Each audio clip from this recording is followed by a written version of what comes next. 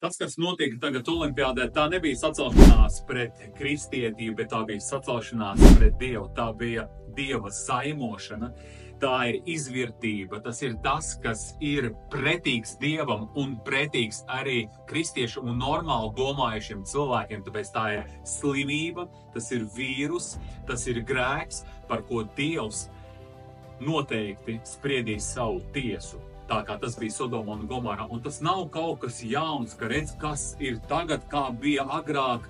Agrāk arī tas bija, bet līdz laikam. Tāpēc es katram gribu pateikt, ka Kristus atnākšana ir ļoti tuvu.